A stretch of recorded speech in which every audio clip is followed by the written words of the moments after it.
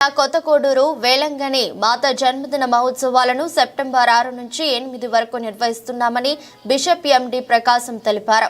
Nellore Saint cathedral చర్చిలో ఏర్పాటు చేసిన మీడియా సమావేశంలో మాట్లాడుతూ ప్రతి ఏడాది వేలాంగని మాతను లక్షలాది మంది దర్శించుకుని అమ్మవారి ఆశీస్సులను అందుకుంటారన్నారు.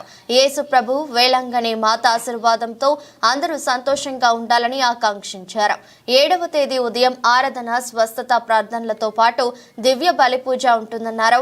8వ తేదీ వేలాంగని మాత జన్మదినం సందర్భంగా వివిధ కార్యక్రమాలు ఉంటాయన్నారు.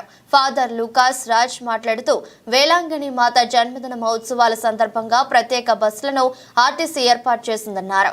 భక్తులకు భోజన వసతి సౌకర్యం కల్పిస్తున్నామన్నారు. ప్రతి ఒక్కరూ ఈ మహోత్సవాల్లో పాల్గొనాలని కోరారు. ఈ కార్యక్రమంలో father Y D Hrudayaraj, father Savimo, father Paparao, Louis తదితరులు పాల్గొన్నారు.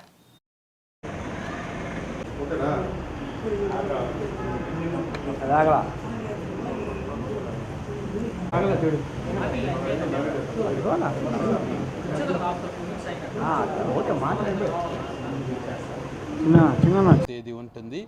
6వ తేదీ పూజ అయిన అనంతరము ముత్యాలతో పాలము మహాలక్ష్మీపురంలో సప్రం తిరుగుతుంది. 7వ తేదీ కొత్తకోడూరులో సప్రం తిరుగుతుంది. పూజ తరువాత 8:30 కావచ్చు, 8:30 ఆ టైంలో సాయంత్రం 8:30. 8వ తేదీ సాయంత్రము 9 గంటల సమయంలో సప్రము గుడి ఆవరణలో, తర్వాత ఆ ప్రాంతంలోనే ఊరేగింపు ఉంటుంది.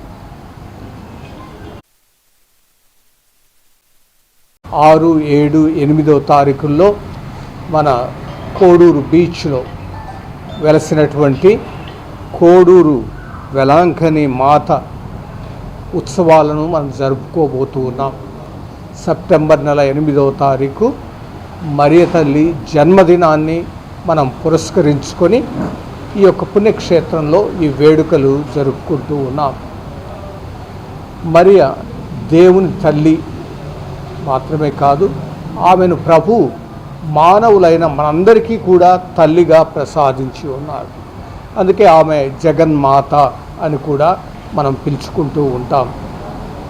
ప్రభు యొక్క ఉద్దేశం తాను ఈ లోకానికి రావటానికి ఏ విధంగా మరియ తల్లి తాను తన సమ్మతిని తెలిపి సహకరించిందో, అదేవిధంగా తన యొక్క మరణ పునరుత్థానాల ద్వారా సాధించిన రక్షణను అందరూ కూడా, మానవులందరూ కూడా పొందుకోవటానికి వారికి కూడా ఆమె తన యొక్క సహాయాన్ని, సహకారాన్ని అందించాలన్నది ప్రభు యొక్క ఉద్దేశం.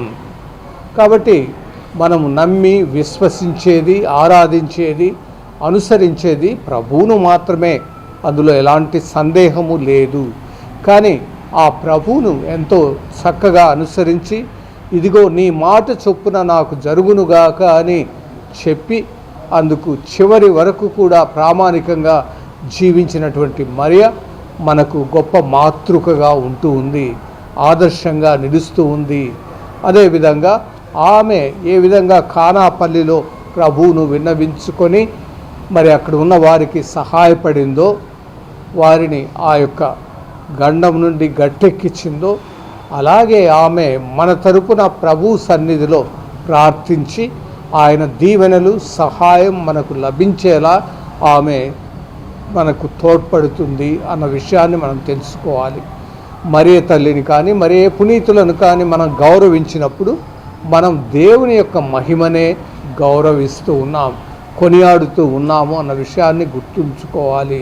మనలాంటి మనుషులైన వారిని దేవుడు ఎన్నుకొని వారిని ఎంత గొప్పగా తీర్చిదిద్ది ఉన్నాడో, అదేవిధంగా నిన్ను నన్ను కూడా ప్రభు అలాగే మంచి వారిగా తీర్చిదిద్దగలడు, మన జీవితాలను ధన్యము చేయగలడు.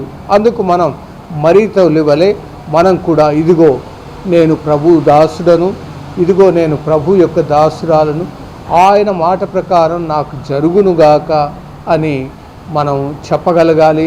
ప్రభును విధేయించి జీవించాలి.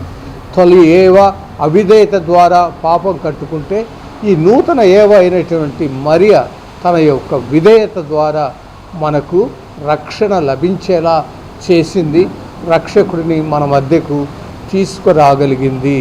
అదేవిధంగా మనం కూడా దేవుని చిత్తాన్ని తెలుసుకొని ఆయనను అనుసరించి పొందాలని ప్రభు యొక్క అక్కడ చేయటం జరిగింది.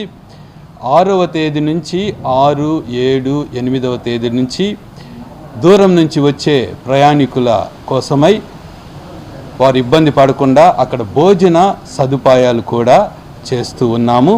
వచ్చిన వారు సంతోషంగా ఉండాలని, అక్కడ కొద్దిసేపు ప్రశాంతంగా దేవుని సన్నిధానంలో గడపటానికి వీలైనటువంటి ప్రతి సౌకర్యాన్ని కూడా దగ్గరుండి పరీక్షిస్తూ ఉన్నాము, చేస్తూ ఉన్నాము. చివరగా మొదట్లోనే నేను చెప్పినట్లు 8వ తేదీన మరియ తల్లి జన్మదిన వేడుకలను జరుపుకుంటూ ఉన్నాం. మరెన్నో వీడియోల కోసం మా ఛానల్ ని సబ్స్క్రైబ్ చేసుకుని పక్కనే ఉన్న బెల్ ఐకాన్ ని క్లిక్ చేసి యాక్టివేట్ చేసుకోండి.